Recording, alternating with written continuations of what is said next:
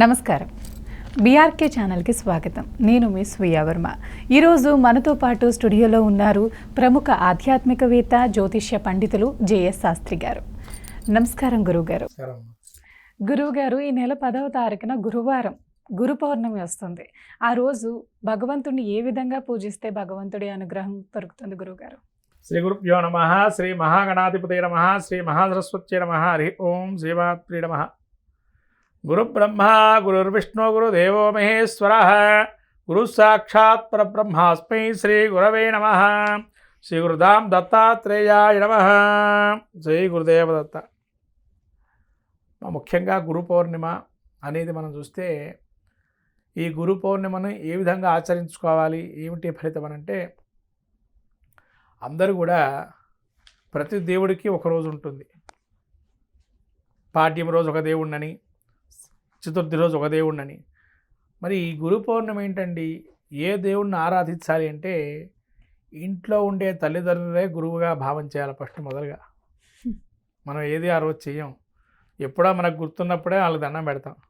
కానీ దేవుడు అలా చేయలేదు. ప్రతిదీ ఒక సంస్కారంగా పెట్టారు మనకి. అంటే తల్లిదండ్రులే ప్రత్యేక గురువులు అని చెప్పి ప్రత్యక్ష గురువులు చెప్పబడింది. వినాయకుడు కూడా అదే చెప్పాడు. ఎక్కడా లేరు నాయన, నీ ఉండే స్థలం నీ ఇంట్లోనే ఉన్నారు గురువులు అంటే పార్వతీ పరమేశ్వరులు అని చెప్పి వాళ్ళకే ప్రదక్షిణ చేసి గణాధిపత్యాన్ని పొందాడు. ఇంకా అంతటికన్నా కథ ఉదాహరణ ఎవరికి అక్కర్లేదు. ఇంకా అదే తల్లిదండ్రుల తర్వాతనే గురువు చెప్పబడింది. అక్కడ వినాయకుడు చెప్పాడు. అంటే తల్లిదండ్రుల స్వరూపమే గురుస్వరూపంగా ఆహ్వానించారు. ఎందుకంటే గురుస్వరూపం ఎలాంటి వాళ్ళు అంటే, తల్లి మొదటి గురువు ఎవరికైనా కానీ. ఎందుకంటే మనని 9 మాసాలు మోసి కని పెంచి ఏది కావాలో పిల్లవాడికి కానీ ఆ సమయానికి అందించడమే తల్లి యొక్క లక్షణం. తను బాగుండాలని కోరుకుంటూ ఎప్పటికీ కూడా ఏది బాగాలేదన్నా ఓదార్చి మళ్ళీ వాడికి సంబంధించి విషయాలు చెప్తూ ఏ విధంగా ఉండాలి ఏంటనేది. తర్వాత తండ్రి మరి ఏది కావాలంటే అది ఇస్తాడు, వద్దు అనడు. ఏది కావాలంటే అది ఇస్తాడు. అది తండ్రి భావన.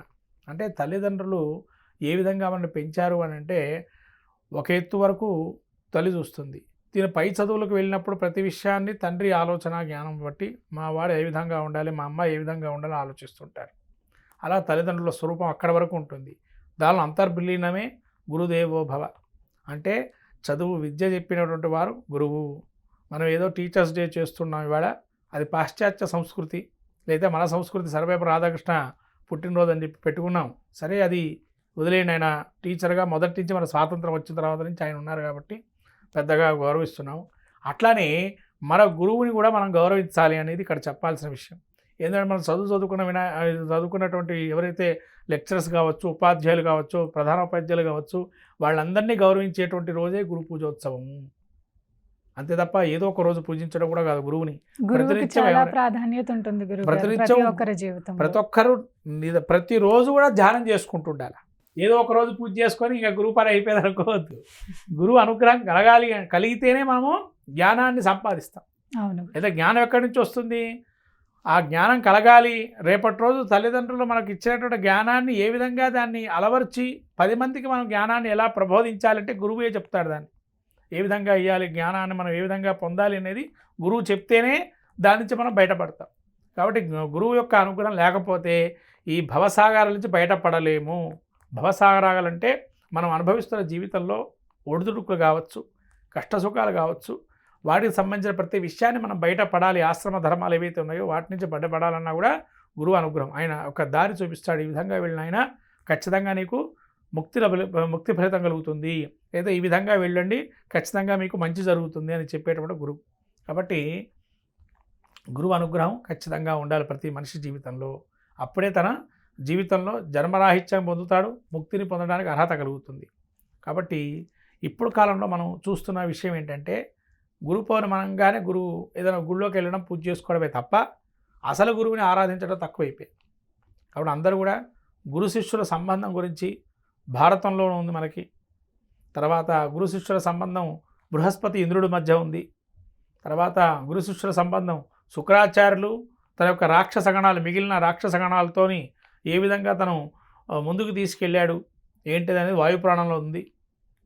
ఇట్లాంటి అంటే పశ్చాత్తాపడ్డారట వాయుపురాణంలో కూడా. శుక్రాచార్య శిష్యులు పశ్చాత్తాపడ్డారు. మోసాన్ని గ్రహించలేక పశ్చాత్తాపడి శుక్రుడి పాదాల మీద ప్రణమిల్లుతారు.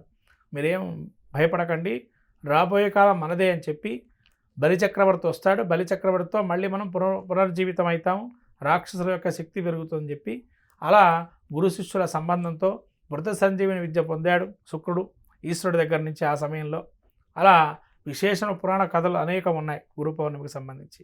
కాబట్టి ఇవన్నీ కూడా మనం పురాణాలు, ఇతిహాసాలు, గురువు యొక్క అనుగ్రహాన్ని ఏ విధంగా పొందాలి ఏంటి అనేది చెప్పబడింది. గురువు యొక్క లక్షణాన్ని కూడా జ్ఞానాన్ని ఇచ్చేటువంటి వారని, ఆ జ్ఞానం దేనికి అంటే మన చక్రాల యాక్టివేషన్ కావటానికి, తద్వారా మనము ముక్తిని పొందటానికి. అట్లానే ఇవాళ కాలంలో మనము అనిమాద్య అష్టసిద్ధుల గురించి ఎవరు కూడా చెప్పటం లేదు. అనిమాద్య అష్టసిద్ధులు ఉంటాయి, అవి పొందినవాడే నిజమైనటువంటి శిష్యుడుగా చెప్పబడింది. అంటే గురువు చెప్తాడు, కొంత జ్ఞానాన్ని ఇస్తాడు, దాన్ని పొందాలి అంటే అనిమాద్య అష్టసిద్ధులు గురువు దగ్గర నుంచి పొందాలి. అంటే ఇప్పుడు మీరు ఇక్కడ విషయం ఏంటంటే, కొంతమంది ఆచార వ్యవహారాల్లోకి వెళ్తే దత్తాత్రేయ స్వామిని ఆరాధనగా క్రమంలో పెడతారు గురుస్వరూపంగా. అట్లానే రాఘవేంద్రుడిని గురుస్వరూపంగా పూజ చేశారు కొంతమంది ఉన్నారు. అట్లానే వీరితో పాటు ఇటీవల కాలంలో చాలా మనకు షిరిడి సాయినాథుని కూడా పూజ చేయడం కలుగుతుంది. వారిని కూడా మన గురుస్వరూపంగా కొంతమంది చాలామంది ఆరాధిస్తున్నారు షిరిడీలో కూడా. మళ్ళీ వారిని ఆరాధించచ్చా లేదా అంటే, అనిమాద్య అష్టస్థితులు ఎవరి దగ్గర అయితే ఉంటాయో, అష్టాంగ యోగ నియమాలు ఎవరైతే పాటిస్తారో, అష్టాంగ ప్రాణాయామపాన అష్టాంగ యోగ నిరతలు ఎవరైతే చేస్తారో వాళ్ళే అసలైన గురువు. అవన్నీ చేశారు కాబట్టే గురువుగా వాళ్ళని స్వీకారం చేయడానికి అర్హత కలుగుతుంది. అందుకని మన కాలంలో సాయినాథుని పూజ చేసి కూడా పొందిన లీలలు అనేకం ఉన్నాయి షిరిడీలో. అలానే రాఘవేంద్రుడు చేసిన లీలలు కూడా అద్భుతంగా ఉన్నాయి. సంతానం కలిగించారు. అలా సంతానంతో కూడా పెళ్ళి, అనేక రకాల ప్రాంతాచార గురువుల స్వరూపాన్ని బట్టి అనుగ్రహాన్ని పొందారు. తర్వాత సిద్ధప్ప వీరబ్రహ్మేంద్ర స్వామి యొక్క కాలజ్ఞానాన్ని కానీ అలా తీసుకున్నా కూడా అక్కడ కూడా గురు శిష్యుల సంబంధం అమోఘమైంది. అలా ఆ జీవ సమాధి నుంచే మనకు అనుగ్రహం కలిగి ఇవాల్టి వరకు కూడా గురువు అనుగ్రహంతో కలుగుతుంది. అటువంటి మహత్తరమైనటువంటి రోజు గురు పౌర్ణమి. దీన్నే వ్యాస పౌర్ణిమ అంటారు. వ్యాసుల వారు జన్మించారు. విష్ణుమూర్తి స్వరూపమే వ్యాసుల వారు అని చెప్పబడింది వాయుపురాణంలో. కాబట్టి ఆ వ్యాస జయంతి, వ్యాసుల మహాభారతం రచించింది ఈరోజే మనకు అందరికీ కూడా ఇచ్చారని చెప్పి, అందించారని చెప్పి, ఇటువంటి మహత్తరమైన రోజు గురు పౌర్ణిమ, వ్యాస పౌర్ణిమ, ఆషాఢ పౌర్ణిమ. దీన్ని కొన్ని గురువులు దీక్షా స్వీకరణ కూడా చేస్తారు, చాతుర్మాస దీక్ష కూడా. ఇటువంటి మహత్తరమైన రోజున కృష్ణుల వారి, వ్యాసుల వారిని, గురువుని, తన పూజించే గురువు అంటే నిత్యము ఎవరైతే విద్య నేర్పించారో ఆ గురువుని ఆరాధించడం, క్రమంగా పెట్టుకోవడం వల్ల మంచి కలుగుతుంది. ముఖ్యంగా చెప్పాలంటే గురువు అనుగ్రహం ఏ విధంగా పొందాలి అంటే గురు సేవా భాగ్యం ఉండాలి.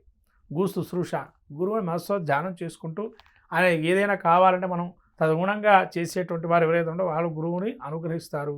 ఎంబడే గురువు అనుగ్రహం కలుగుతుంది. అంటే తను చెప్పకుండా చేసేటువంటి శిష్యుడు ఎవరైతే ఉంటారో గురువుకి యొక్క సేవా భాగ్యాన్ని వారే నిజమైన శిష్యుడుగా చెప్పబడింది.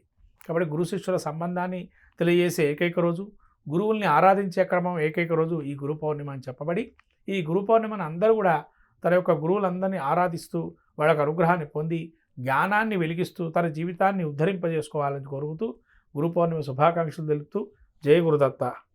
చాలా చక్కగా వివరించారు గురువుగారు. ధన్యవాదాలు. నమస్కారం. నమస్కారం.